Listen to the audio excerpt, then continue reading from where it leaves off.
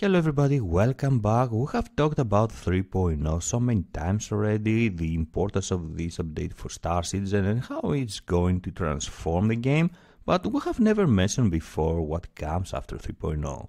After all, this update is going to be the beginning of Star Citizen, the beginning of a better and new Star Citizen, and at the end. There are actually 4 more updates planned and announced for Star Citizen after 3.0 up to 4.0, and each one of these updates will add more professions, more activities, more ships and more locations in the persistent universe. And each one of these updates will make the persistent universe bigger and better. So I would like to go ahead today and take a quick look together at these updates that are planned and announced already for Star Citizen after 3.0, and see what they are going to offer to us, see how they are going to enrich the game and make the gameplay much better.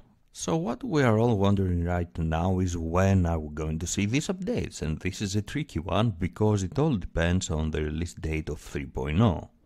3.0 and the other 4 updates, 3.1, 0.2, and 4.0, were initially announced in last year's Gamescom 2016. And back then the plan was to have 3.0 by the end of 2016, something that obviously didn't happen. If that had happened, then it would have been quite possible to get all the other 4 updates in 2017. Now it all depends on when we are going to see 3.0 on the live servers. We had a very nice discussion about the release date of 3.0, and I think that most of us, if not the vast majority of us, agree that we are probably going to see 3.0 around June. If that happens, then I don't think it is impossible to see a couple more updates after 3.0 before the end of 2017. And this is mainly because 3.0 is the hard update to get in the live server for CIG. It will expand the persistent universe, it will add planets, moons, it will give us the opportunity to land on planets, and of course it will add the first professions.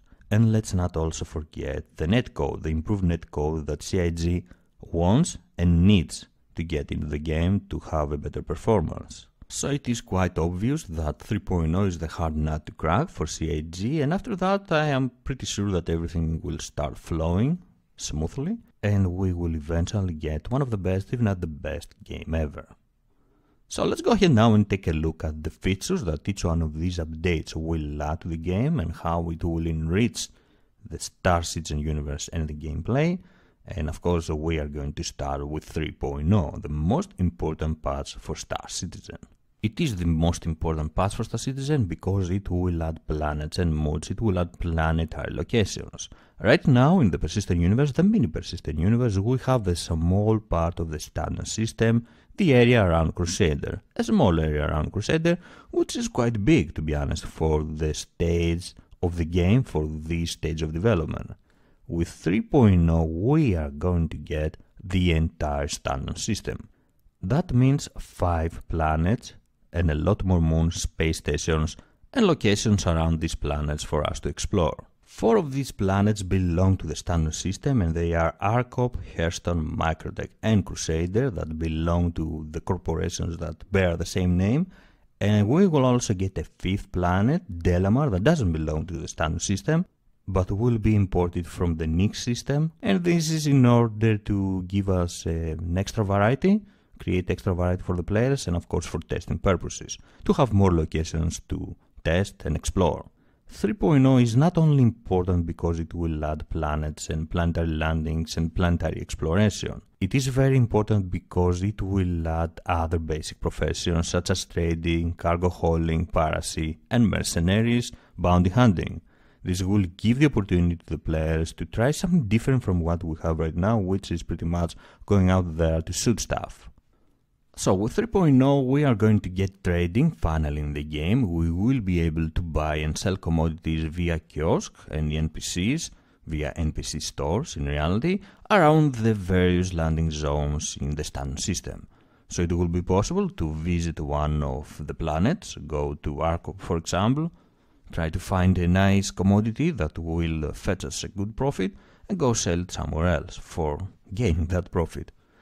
Another activity that I'm really excited for is smuggling. We will be able to start this career with 3.0, we will be able to perform this activity and in general we will be able to try and make money following this darker path.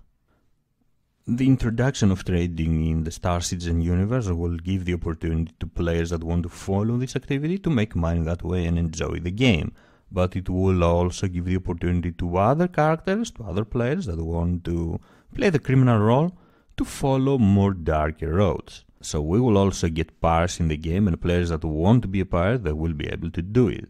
But because we will have pirates, we will also have mercenaries that we can hire in order to protect us when we are trading, when we are traveling around trying to make some profit. And this will have as a result the introduction of the service beacon system. The service beacon system is the system that will allow players to create their own missions, to ask help from other players, or to offer a quest of their own, a mission of their own, ask players to do something specific for a certain reward. Obviously in 3.0 we will not have many options with the service beacon system, but with the rest of the updates, as we are going to see very soon, this is going to expand and become better and better. And let's not forget about bounty hunting. If someone is a bad guy, if someone plays a bad guy, there will be a bounty on his head, and if you're playing the bounty hunter, you will have the opportunity to go out there, find him and kill him or arrest him. The same goes with NPC, of course. There will be contracts that will ask you to hunt down and arrest or kill NPC. Each one of these updates will also bring some new vessels in the game, and with 3.0 we are going to see the Ursa rover and the Drake Dragonfly, great options for ground exploration, which is going to be the thing to do in 3.0. And we are also going to see the constellation Aquila fly ready. In this list, the Drake Caterpillar is also reported, but the Drake Caterpillar is already in game with the 2.6 update, so we should take the ships in this list for these updates with a grain of salt. After all, CIG is following a you get them when they are ready policy, so we are going to probably see most of these ships sooner than they are reported here. 3.1 is going to add mining and refining, great additions for players that want to follow more peaceful activities and don't want to spend all their time fighting NPC or other players. With mining we will be able to retrieve metals, minerals, but also gas in order to refine them and process them later and sell them for profit. This will have an indirect impact on trading as well, since it will add more commodities that we will be able to buy and sell and pursue better profits. We will also get more shops that will be able to deal in one or the other form of these commodities. 3.1 is going to be also great for combat-oriented players, since it will add finally quantum interdiction, and bounty hunters or pirates will be able to interdict player ships from quantum travel. It will also enrich the service beacon system, since it will add refueling and escort contracts. It will be possible to ask from other players to come and refuel you, so players that own a Starfarer will be able to put it in good use, but also ask other players to protect you while you are traveling from one area to another. For the first time we are also going to see quantum linking, since it is going to be implemented in the game with 3.1, and that means that multiple ships that are in your party or however this group is going to be called, will be able to jump together. This is definitely something I can't wait to experience. As for new ships, with 3.1 we are going to see obviously the Prospector, a small mining vessel for solo operators that is going to be invaluable for this update. The Drake Cutlass Red and Blue that many of you have been waiting for quite a while, and it will enrich gameplay for this very famous model. The Misk Hull C, a medium-sized cargo ship that will help you pursuing better profit when you are trading or when you are carrying minerals and other commodities. And the Origin 85X is also reported in this list, but as we all know, it is already in game with 2.6.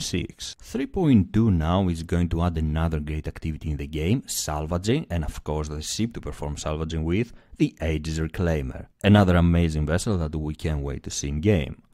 For this first iteration of salvaging, we will have the opportunity to strip commodities from ship hulls by using our handheld tools, by using our salvage guns that we have seen some time ago being mentioned by CIG developers, and we will also be able to retrieve crates and other valuables from derelict ships and debris.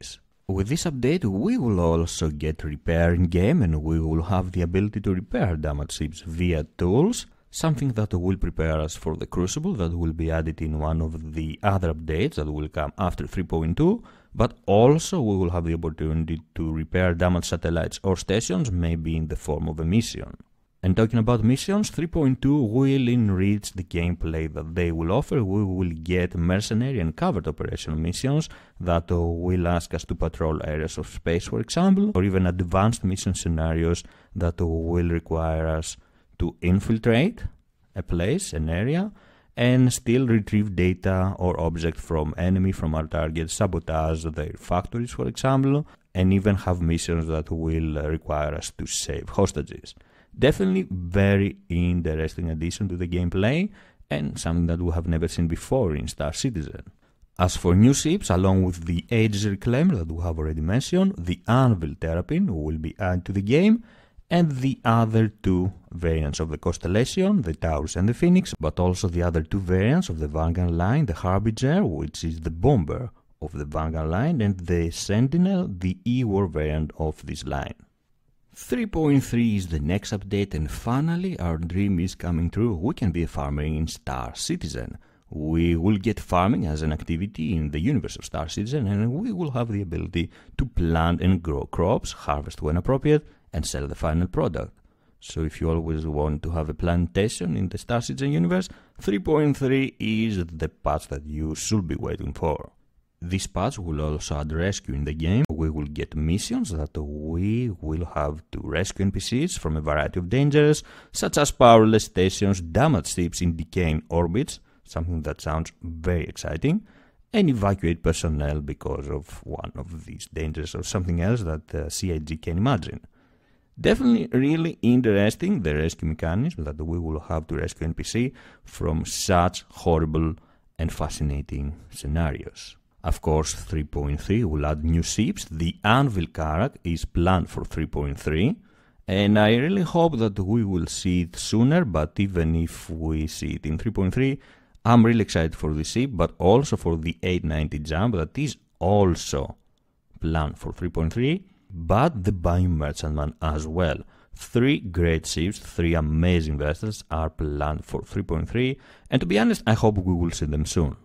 The rest of the Reliant variants are also going to be added with this update. And last but definitely not least, maybe a patch with as much importance as 3.0 is 4.0 that will add jump points, and actually will add more systems in the game. For the first time in Star Citizen, we will be able to leave our initial system, Stanton, and visit one of the other systems that CIG is going to add to this magnificent universe. I have no idea how many systems CIG is planning to add with this new patch, the 4.0, but there are 3 systems around Stanton that are connected with Stanton with jump points, and these are Terra, which I hope we will see with 4.0, Magnus, and Pyro. All these systems sound really good. They have a lot of places that I would love to explore and discover, and hopefully we will see them all with 4.0. This patch will add jump points in game, will add exploration and discovery, and we will be able to go out there and actually perform exploration properly this time. There will be unknown asteroids, asteroid belts, daily ships, fuel sources, bases, commodity locations, and of course we could always scan space and surfaces in order to utilize, share or sell the info. Along with exploration and discovery, 4.0 will also bring science and research, and I'm really curious to see how CIG is going to implement this activity in the game. We know there are already ships in the game that have science in mind when they were developed, so it will be really interesting to see how this activity is going to take shape. What CIG is mentioning here is that science and research, with this activity we will be able to retrieve samples from space and planet-side locations for analysis, atmospheric manipulation, scan and analyze various phenomena. Can't wait for it. New ships that will come with 4.0 are the RSI Orion, the Mining Behemoth, and the Anvil Crucible, a dedicated ship for repairing. These are all the updates that have been announced and planned for after the 3.0 release, and when we will see them in game depends heavily on the release date for 3.0, of course. I'm really excited about trading and smuggling that will come with 3.0, but also salvaging and exploration that will come after this. Which one of these updates seems to be the best for you, and which one of these activities you're excited for? I would really love to know. Thank you very much for joining me. If you enjoyed the video, please don't forget to leave a like and subscribe for more. I am SquidofLove, and I will see you next time. Bye bye.